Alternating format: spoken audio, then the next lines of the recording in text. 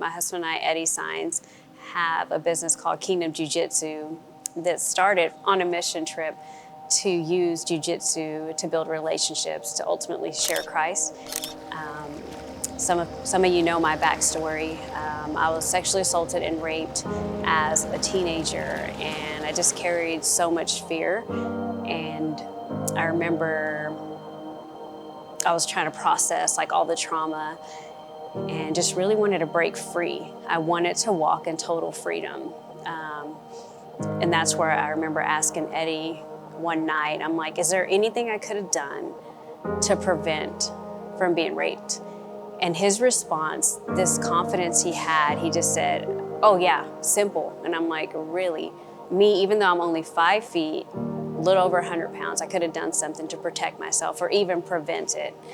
And he said, yeah, let's go. And I said, all right, I'm ready to go into that dark place. I want to go back to that moment, and I want to conquer that fear.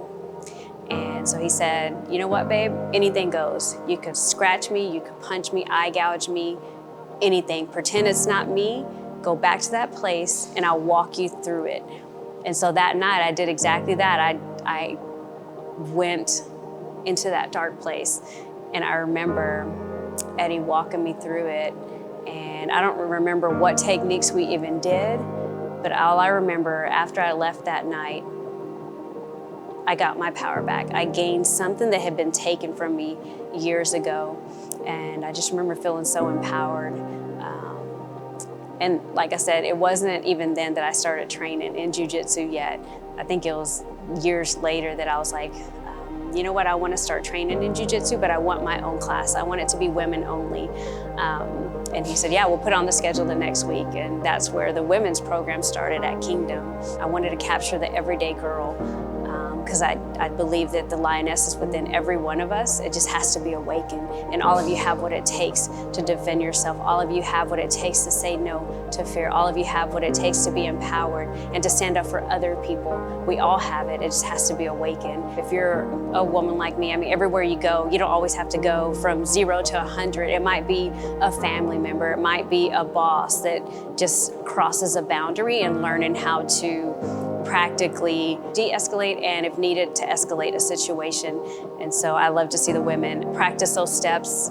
And I think that even, let's say if you're at a gas station, you'll know what to do. If you're at, dealing with a brother-in-law who's out of control, there's something, every scenario has been handpicked for you. And I believe that a lot of women have very similar stories, my prayer is that none of you would ever experience being sexually assaulted or experiencing that trauma, but even if you have, this is a safe place to go through every one of those scenarios. Even just hearing some women, like I hear some stories are like, this happened to me last night, or this happened to me when I was a kid, and just being able to face that fear and saying, you know what, not me.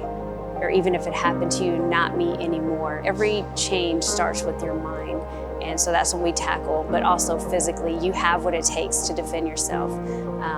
No matter what your size, no matter what age you are. There's some that are here that are close to in their 60s, and it's so amazing that you have what it takes to defend yourself. You're never too young and you're never too old to say not me and stand up to danger. I want to see women step into their calling and their purpose. If they can do this is something so out of a lot of women's comfort zone. If you can say yes to this and do this, what else can you do? What else can you say yes to? What other fear can you face and say, you know what? I can do that. It's for me too. And so I see a whole army of women just not tolerating the status quo, but saying, I want more. I've already seen like businesses start, or like, you know what, I want to do that too. Or why not go beyond anything else that you've ever done? But I like that this is just the beginning. It's a movement of women coming together as a sisterhood saying, you know what, we have what it takes to be all that God has called us to be. And even as far as the Not Me movement, I see it going worldwide, where we all come together and say, it's enough. We're gonna see the culture change. We're gonna see a value revolution unfold, where we all link arms together. This is just the beginning. I'm excited for what is in store for all of us.